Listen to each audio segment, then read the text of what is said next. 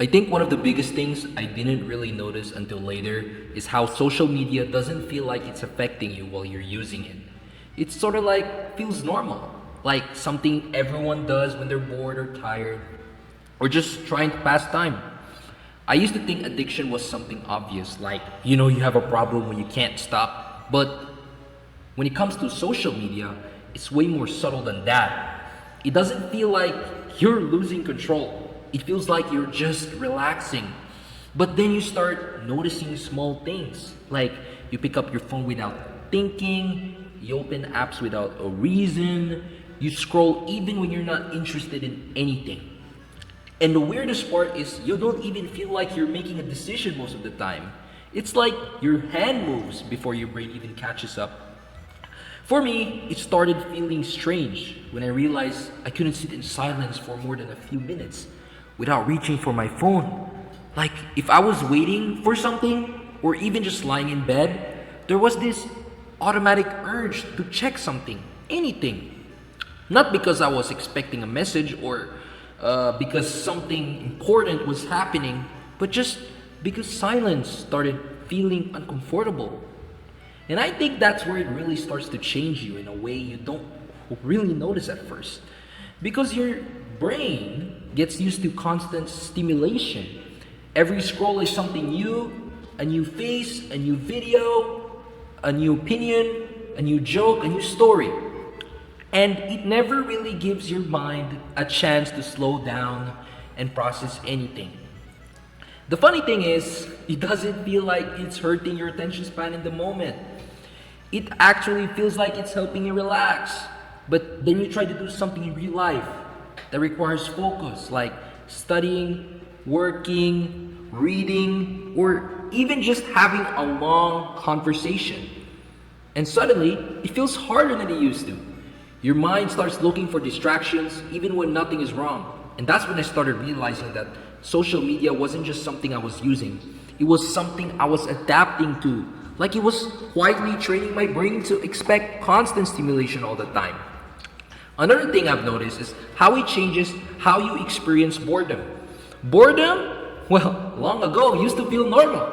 It was just a part of life. You sit, you think, you stare at the ceiling, or just let your mind wander. But now, the moment boredom shows up, it feels almost uncomfortable, like something needs to be fixed immediately. And instead of sitting with it, you escape it instantly by opening your phone. But I think boredom is actually more important than we realize, because that's usually when your mind starts to process thoughts, reflect, and come up with ideas. Without it, everything just becomes input and reaction, no space in between. I also think social media is addictive in a way that's hard to notice because it doesn't just give you content, it gives you unpredictability. You never know what the next video will be. It could be interesting, funny, emotional, completely random.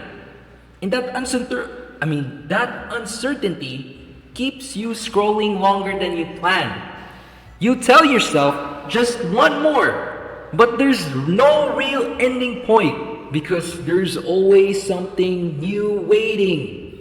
It's not like watching a movie where there's beginning and end. It's endless. And your brain kind of gets stuck in that loop of maybe the next one will be better, all that.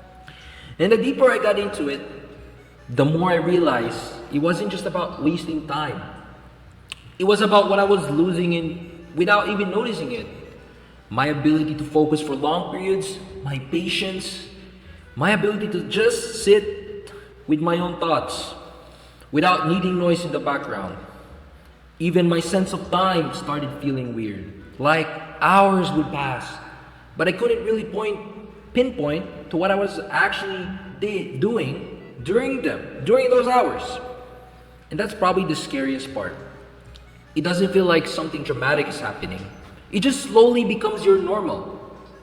I don't think social media is completely bad because it can be entertaining, informative, and even inspiring at times. But I think the danger is how easy it is to lose balance without realizing it. It doesn't ask for your attention once. It keeps asking for it over and over again. In small moments throughout the day, until it becomes your default reaction to everything. And once you notice that pattern, that certain pattern, you can't really unsee it. So yeah, that's about it, guys. See ya.